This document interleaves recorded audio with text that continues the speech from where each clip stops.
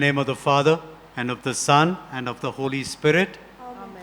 The grace of our Lord Jesus Christ, the love of God, and the communion of the Holy Spirit be with you all. And with your spirit. My dear brothers and sisters, I welcome all of you for this Eucharistic celebration on the fourth Sunday of Lent. My dear friends, these are troubled times around the world. And for many people, it may be very disturbing not to be able to go to church for Sunday Mass. And yet, as church, as community, we are also concerned about the safety of other people and ourselves too and our family members. And so the church provides us a great opportunity today to use technology for good things, to be able to pray, to be able to participate in this sacrament very effectively with our family members. Let us pray very especially during this Mass for all those afflicted by the coronavirus around the world, for those who have lost their family members. Very especially today, the readings bring us hope in these troubled times. Jesus is the light of the world, and Jesus invites us to be children of light. Let us pause for a moment so that we are able to participate in this Mass in a worthy manner. I confess to Almighty God and to you, my brothers and sisters, that I have greatly sinned in my thoughts and in my words, in what I have done and in what I have failed to do, through my fault, through my most grievous fault. Therefore I ask Blessed Mary, ever Virgin, all the angels and saints, and to you, my brothers and sisters, to pray for me to the Lord our God. May Almighty God have mercy on us, forgive us our sins, and bring us to everlasting life. Amen. Lord, have mercy. Lord, have mercy. Christ, have mercy. Christ, have mercy. Lord, have mercy. Lord, have mercy. Let us pray. O God, who through your word reconcile the human race to yourself in a wonderful way, grant, we pray, that with prompt devotion and eager faith, the Christian people may hasten towards the solemn celebrations to come. Through our Lord Jesus Christ, your Son, who lives and reigns with you in the unity of the Holy Spirit, one God, forever and ever. Amen. Let's listen to this reading from Samuel. We listen how Samuel anoints David as the shepherd king. A reading from the book of Samuel. The Lord said to Samuel, "Fill your horn with oil and go. I am sending you to Jesse of Bethlehem, for I have chosen myself a king among his sons." When Samuel arrived, he caught sight of Eliab and thought, "Surely the Lord's anointed one stands there before him." But the Lord said to Samuel, "Take no notice of his appearance or his height, for I have rejected him." God does not see as man sees. Man looks at appearances, but the Lord looks at the heart. Jesse presented his 7 sons to Samuel, but Samuel said to Jesse, "The Lord has not chosen these." He then asked Jesse, "Are these all the sons you have?" He answered, "There is still one, the youngest one. He is out looking after the sheep." Then Samuel said to Jesse, "Send for him. We will go sit down and eat until he comes." Jesse had him sent for, a boy of flesh complexion, with fine eyes and pleasant bearing. The Lord said, "Come, anoint him. But this is the son." At this, Samuel took the horn of oil and anointed him where he stood with his brothers, and the Spirit of the Lord seized on David and stayed with him from that day on. This is the word of the Lord. Thanks be to God.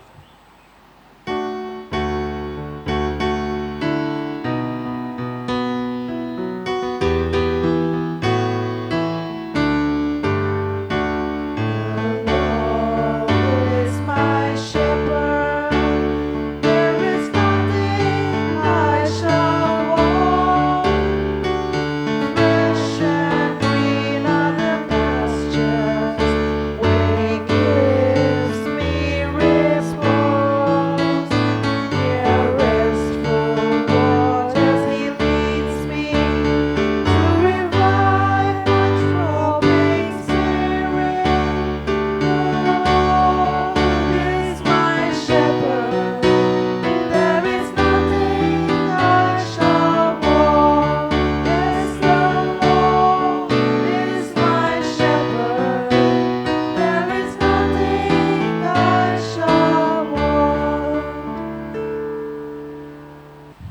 second reading.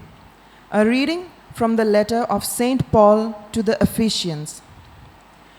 You were darkness once, but now you are light in the Lord. Be like children of light, for the effects of the light are seen in complete goodness and right living and truth. Try to discover what the Lord wants from you, having nothing to do with the futile works of darkness, but exposing them by contrast. The things which are done in secret are the things that people are ashamed even to speak of, but anything exposed by the light will be illuminated, and anything illuminated turns into light. That is why it is said, "Wake up from your sleep, rise from the dead, and Christ will shine on you." This is the word of the Lord. Gospel acclamation. Glory and praise to you, Lord Jesus Christ. I am the light of the world, says the Lord. Anyone who follows me will have the light of life. Glory and praise to you, Lord Jesus Christ. My dear friends, I'd like you to get into the scene of this gospel passage. This is from John chapter 9. Jesus healing the man who has been born blind. And it is set in the scene, the streets of Jerusalem at the Feast of Tabernacles. John describes it with graphic detail. See, hear, walk with Jesus and his disciples as you listen to this gospel. The Lord be with you. And with your spirit. A reading from the Holy Gospel according to John. Glory to you, O Lord. As Jesus went along, he saw a man who had been blind from birth. His disciples asked him, "Rabbi, who sinned, this man or his parents, for him to have been born blind?" "Neither he nor his parents sinned," Jesus answered. "He was born blind so that the works of God might be displayed in him. As long as the day lasts, I must carry out the work of the one who sent me. The night will soon be here when no one can work. As long as I am in the world, I am the light of the world." Having said this, he spat on the ground, made a paste with the spittle, put this over the eyes of the blind man, and said to him, "Go and wash in the pool of Siloam," a name that means sent. So the blind man went off and washed himself and came away with his sight restored. His neighbors and people who earlier had seen him begging said, "Isn't this the man who used to sit and beg?" Some said, "Yes, it is the same one." Others said, "No, he only looks like him." The man himself said, "I am the man." So they said to him, "Then how do your eyes come to be open?" "The man called Jesus," he answered, "made a paste, daubed my eyes with it, and said to me, 'Go and wash at Siloam.' So I went, and when I washed, I could see." They asked, "Where is he?" "I don't know," he answered. They brought the man who had been blind to the Pharisees. It had been a Sabbath day when Jesus made the paste and opened the man's eyes. So when the Pharisees asked him how he had come to see, he said, "He put a paste on my eyes, and I washed, and I can see." Then some of the Pharisees said, "This man cannot be from God. He does not keep the Sabbath." Others said, "How could a sinner produce signs like this?" And there was disagreement among them. So they spoke to the blind man again. "What have you to say about him yourself? Now that he has opened your eyes?" "He is a prophet," replied the man. So the Jews again sent for the man and said to him, "Give glory to God. For our part, we know that this man is a sinner." The man answered, "I don't know if he is a sinner. I only know that I was blind and now I can see." They said to him, "What did he do to you? How did he open your eyes?" He replied, "I have told you once and you wouldn't listen. Why do you want to hear it all again? Do you want to become his disciples too?" At this, they hurled abuse at him. "You can be his disciple," they said. "We are disciples of Moses. We know that God spoke to Moses, but as for this man, we don't know where he comes from." The man replied, "Now here is an astonishing thing. He has opened my eyes, and you don't know where he comes from. We know that God doesn't listen to sinners, but God does listen to people who are devout and do his will. Ever since the world began, it is unheard of for anyone to open the eyes of a person who was born blind. If this man were not from God, he couldn't do a thing."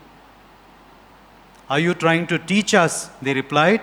"And you a sinner through and through since you were born?" And they drove him away. Jesus heard that they had driven him away, and when he found him, he said to him, "Do you believe in the Son of Man?" "Sir," the man replied, "tell me who he is, so that I may believe in him." Jesus said, "You are looking at him. He is speaking to you." The man said, "Lord, I believe," and worshipped him. The Gospel of the Lord. Praise to you, O Lord Jesus Christ. May the words of this holy Gospel wipe away our sins. My dear sisters and brothers and little children who are watching this Mass at home, I have a friend, a very senior Jesuit priest, Father Larry Gillick, who is a blind priest, blind from the time he was very small. And Larry loves his walks and jogging and running, although he is blind, and often with the help of other people. But sometimes on forest paths, he walks or jogs alone on the side of the road. And on one forest path, one evening, he happened to lose his way, and he was unable to come back to his place. And for once, he put himself in danger and went to the middle of the road and sat down. And he waited for a car to come by, and he hoped that the car would not run over him. And the car did come and stopped and helped him. And Father Gillick said, "I had to place myself where someone could find me. I had to place myself where someone could find me." And my dear friends, that is truly so of today's Gospel. The blind man placed himself, was outside where Jesus could find him. And God finds us. God seeks us out. And God heals us. God loves us. A beautiful Gospel passage today, and I'd like to focus just on the Gospel. As I mentioned, this is from John's Gospel, and John's Gospel is very special. He has very symbolic language, and this whole chapter 9 was given for us today as today's Gospel. And John sets this background, this context, with a question from the disciples. "Rabbi," to Jesus, "who sinned, this man or his parents?" Now we know, for many people believe in the karma theory. Many people believe that people are today, they have their lifestyle, what they are living is a consequence of their past lives. They have sinned, therefore God has punished them. That is why they are like this. And so also 2000 years ago, many of the Pharisees, the scribes, they believed that and they preached that. And so the disciples asked, "Who sinned, this man or his parents?" With one word, Jesus lifts that burden from this poor blind man who's born blind. "Neither," he said, "neither has that man sinned, nor has his parents sinned. But he said, it is so that the works of God might be made visible through him. In John's Gospel, miracles are signs of God's glory and power. Jesus spat on the ground, he mixed his saliva with the clay, and he applied that to the eyes of the man. And he told the man, go and wash in the pool of Siloam. The man obeyed. No questions asked, no doubts. He obeyed. He went, he washed, and he was healed. This is the background. And then John shows us a beautiful transformation in this man. It is not some kind of jadoo magic. Immediately this man has been healed of his physical blindness and now he sees the Messiah. It takes time, it takes stages. And gradually, first he calls him the man called Jesus. Later we'll see, he says, the man is a prophet. And finally he comes to know this man, this prophet is truly the Messiah. Let's look at it a little bit. The man is healed. He comes back to his place there in Jerusalem on the streets. And his neighbors start arguing, is this the same man who was begging? Is this the man who was blind? And the man says, of course it is me. What happened to you? He says, the man called Jesus, he healed me. He told me, go, be washed, and be healed. And that is what has happened to me. I am healed now. They take him to the Pharisees, the separated ones. Once again, this man testifies that Jesus healed him. But the Pharisees are stubborn. Arey Baba, this is Sabbath day. There are other days you can heal the man. Why do you trouble? Sabbath day is holy. You are not to heal on the Sabbath. Now, dear friends, in another time we can discuss this, but for today, just to understand, the Pharisees and the scribes had many, many rules, laws, rules and regulations. And they took them very seriously and spent hours discussing and fighting over these rules. What you could or could not do on the Sabbath day. Can't heal on the Sabbath day like this. You can prevent a person from getting worse, but not help him to get better. This man can't be a Guruji. He can't be a great saint. He can't be a prophet by doing this. But this man insists. He is a prophet. He healed me. Now, we must understand, we may not be able to fully grasp that this man had so much courage. The Pharisees had the power, the authority to excommunicate him, to send him out. But he had the courage to tell them, this is what is so amazing, that you do not know where he is from. Yet he opened my eyes. You think that he cannot be close to God. You think that he is a sinner. How can he be a sinner? One who sins, God cannot be close to that person.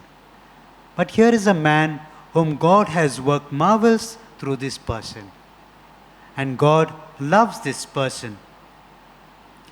If this man were not of God, he would not be able to do anything. John's words. He cannot do anything if he was not from God. They abuse him. They ridicule him. They tell him, you are born in sin. See the way they are insulting him. Telling him, while you were in the womb of your mother, and the Pharisees believed this and taught this to people, even while you were in the womb of the mother, you sinned. You committed sin there. They ridicule him, they insult him, they throw him out. Now it's interesting. John's Gospel, he says, Jesus went and Jesus heard that they had thrown him out. Jesus goes and finds him. Man doesn't go searching for Jesus. Jesus goes and finds him. And Jesus says, okay, do you believe in the Son of Man? And he says, who is he, sir? Tell me so that I can believe in him. And Jesus says, you have seen him. The one speaking to you is he. I'm the one. You remember last Sunday, Jesus revealed himself not to the Jews, but to the Samaritan woman. Jesus revealed himself as the Messiah. Likewise, in this Sunday's reading, Jesus reveals himself to the man who has been born blind. And look at the response of this man. He says, I do believe, Lord. And he worshipped him. He worshipped Jesus as the Son of God. What a beautiful encounter that we have. Jesus healing the man who was born blind, the man gradually progressing in his transformation and coming to the realization, here is the Son of God. Here is the Anointed One. Here is the Messiah, the Savior of the world, the light of the world. So I want to ask you a question. Who was blind? In the Gospels, Jesus often turns things upside down. The man who was born blind begins to see. The Pharisees who have eyes cannot see. They refuse to see. They are stubborn. And they prefer to remain blind. And for many of us, we can fall into that temptation by saying, I know. I have my degrees. I know things. Don't tell me. Don't correct me. And we prefer to remain in darkness. We prefer to remain blind. There's a little book, a lovely book, The Little Prince by Antoine de Saint-Exupéry. And there's a fox in that little tale. And he tells the little prince, he says these words. And now here is my secret, a very simple secret. It is only with the heart that one can see rightly. What is essential is invisible to the eye. The blind man can see because his heart is pure. He speaks the truth and he seeks the truth. I want to end with words from the second reading today, Paul's letter to the Ephesians. He says these lovely words about Christ as the light, and he tells the Ephesians, you were darkness once, but now you are light of the world. All of us have sinned, but don't worry. Jesus comes to take away our blindness. He says, be like children of light, for the effects of light are seen in complete goodness and right living and truth. We are called to be light of the world. In these troubled times today, the whole world is worried. Hundreds of thousands of people are afflicted by the coronavirus. Some people are able to get tested, some are not able to get tested. I think more than 11,000 people have died. Many more have died, could have died in poor countries. We don't even know if they have been, if the governments are aware of them. And sometimes, selfishly, we can think of, how can I ensure my own survival? What can I do to prevent myself from getting this, afflicted by this virus? And be very careful. The Lord is challenging us. We are church. We are community. We are a Christian people. Our hearts go out to all those who are sick and suffering at this time. No, they have not sinned. No, they are not punished by God. That is not good theology.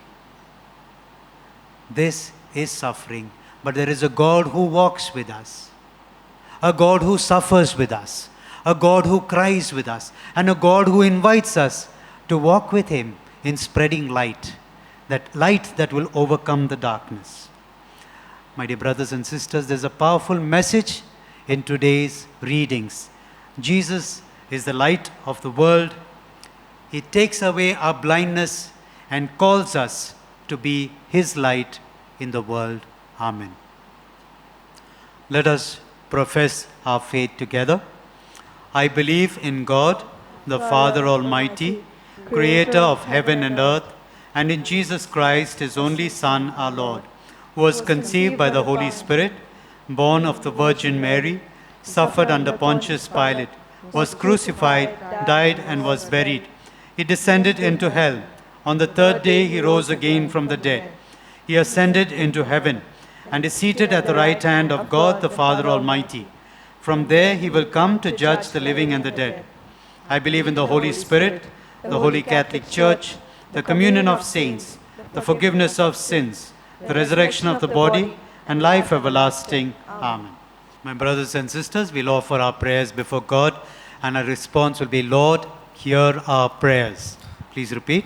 Lord, hear our prayers. For the Church, that it may be a sign of hope in a time of sadness. Lord, hear us. Lord, hear our prayer. For those sick with the coronavirus, that they may be healed. Lord, hear our prayer.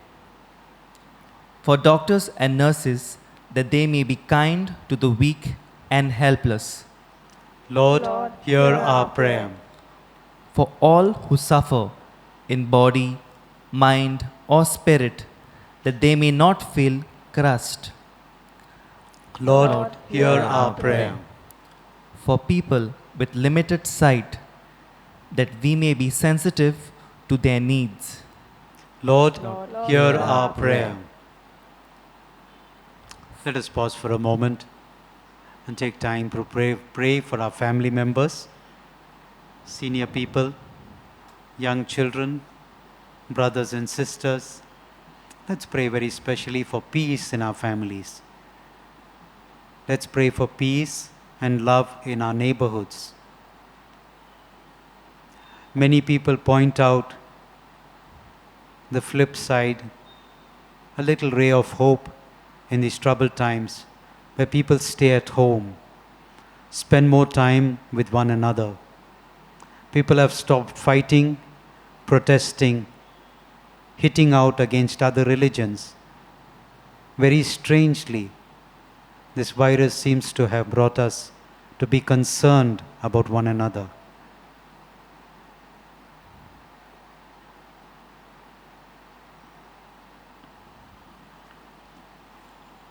Loving God, you bring peace, you bring hope, you bring healing. Help us to share your love with our brothers and sisters. Amen.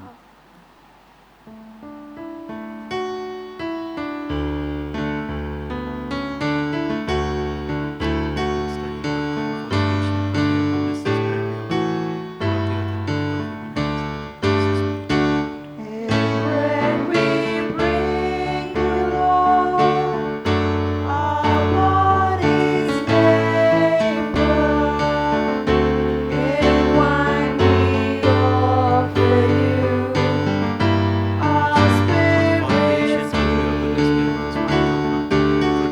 We do not ask you, Lord, who is my neighbor, but stand united now, one in belief. For we have gathered Your word, your holy word, and now in answer, Lord, our gifts we bring. Our selfish hearts make true, our failing faith renew. Our lives belong to you, our Lord and King. Pray, sisters and brothers, that these our offerings may be acceptable to God, the Almighty Father. May the Lord accept His sacrifice at your hands for the praise and glory of His name, for our good and good of all His church. We place before you with joy these offerings, which bring eternal remedy, O Lord, praying that we may both faithfully revere them and present them to you as is fitting for the salvation of all the world. Through Christ our Lord. The Lord be with you. and with your spirit. Lift up your hearts. We lift them up to the Lord. Let us give thanks to the Lord our God. It is right and just. It is truly right and just, our duty and our salvation, always and everywhere to give you thanks, Lord, Holy Father, Almighty and eternal God, through Christ our Lord. By the mystery of the Incarnation, he has led the human race that walked in darkness into the radiance of the faith, and has brought those born in slavery to ancient sin through the waters of regeneration to make them your adopted children. Therefore, all creatures of heaven and earth sing a new song in adoration, and we, with all the host of angels, cry out and without end acclaim, Holy, holy, Lord, Lord of God, hosts. God. Heaven and earth are full of your glory. Hosanna in the highest. Blessed is he who comes in the name of the Lord. Hosanna in the highest. You are indeed holy, O Lord, and to be glorified, O God, who love the human race and who always walk with us on the journey of life. Blessed indeed is your Son, present in our midst, when we are gathered by his love, and when, as once for the disciples, so now for us, he opens the scriptures and breaks the bread. Therefore, Father most merciful, we ask that you send forth your Holy Spirit to sanctify these gifts of bread and wine, that they may become for us the body and blood of our Lord Jesus Christ. On the day before he was to suffer, on the night of the Last Supper, he took bread and said the blessing, broke the bread, and gave it to his disciples, saying, "Take this, all of you, and eat of it, for this is my body, which will be given up for you."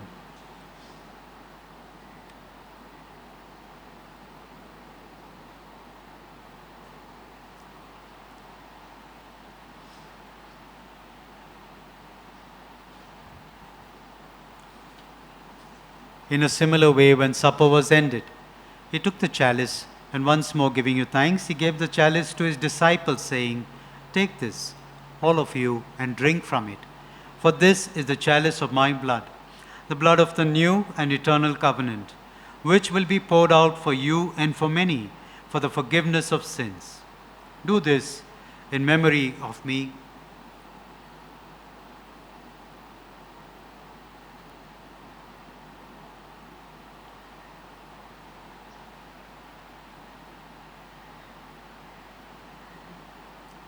The mystery of faith. When we eat this bread and drink this cup, we proclaim your death, O Jesus. You come again. Therefore, Holy Father, as we celebrate the memorial of Christ, your Son, our Savior, whom you led through his passion and death on the cross to the glory of the resurrection, and whom you have seated at your right hand, we proclaim the work of your love until he comes again, and we offer you the bread of life and the chalice of blessing. Look with favor on the oblation of your church, in which we show forth the paschal sacrifice of Christ that has been handed on to us, and grant that by the power of the Spirit of your love, we may be counted now and until the day of eternity among the members of your Son, in whose body and blood we have communion. And so, having called us to your table, Lord, confirm in us in unity, so that together with Francis, our Pope, and Philip Neri, our Bishop, with all bishops, priests, and deacons, and your entire people, as we walk your ways with faith and hope, we may strive to bring joy and trust into the world. Remember our brothers and sisters who have fallen asleep in the peace of your Christ.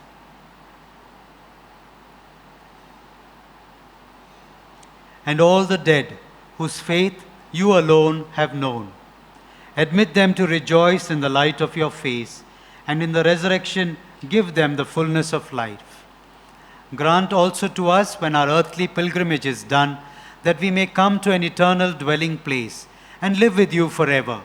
There, in communion with the Blessed Virgin Mary, Mother of God, Blessed Joseph, her spouse, with the apostles and martyrs, and with all the saints, we shall praise and exalt you through Christ, your Son, our Lord.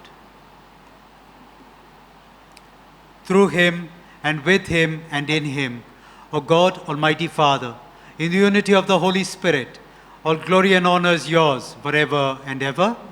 Amen.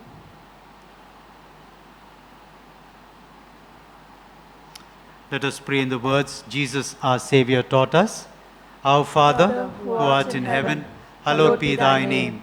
Thy kingdom come, thy will be done, on earth as it is in heaven. Give us this day our daily bread, and forgive us our trespasses, as we forgive those who trespass against us.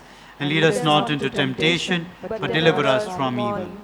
Deliver us, Lord, we pray, from every evil. Graciously grant peace in our days, that by the help of your mercy, we may be always free from sin and safe from all distress, as we await the blessed hope and the coming of our Savior, Jesus Christ. For the kingdom, the power, and the glory are yours, now and forever. Lord Jesus Christ, who said to your apostles, "Peace I leave you, my peace I give you." Look not on our sins, but on the faith of your church, and graciously grant her peace and unity in accordance with your will, who live and reign forever and ever. Amen. The peace of our Lord Jesus be with you always. And with your spirit. Let us offer each other a sign of Christ's peace. Peace be with you. Lamb of God, You take away the sins of the world, Have mercy on us. Lamb of God, you take away the sins of the world, have mercy on us. Lamb of God, you take away the sins of the world, grant us peace. this is Jesus Christ, the Lamb of God, who takes away the sins of the world. Blessed are we who are called to the supper of the Lamb. Lord, I am not worthy that you should enter under my roof, but only say a word, and my soul shall be healed. May the body and blood of Christ bring us to everlasting life. Amen. My dear friends, although you would love to receive this Holy Communion, Pope Francis offers us a prayer for spiritual communion. Very quietly in our hearts, let us pray. At thy feet, O my Jesus, I prostrate myself, and I offer thee repentance of my contrite heart, which is humbled in its nothingness and in thy holy presence. I adore thee in the sacrament of thy love. I desire to receive thee into the poor dwelling that my heart offers thee. While waiting for the happiness of sacramental communion, I wish to possess thee in spirit. Come to me, O my Jesus, since I, for my part, am coming to thee. May thy love embrace my whole being in life and in death. I believe in thee. I hope in thee. I love thee. Amen.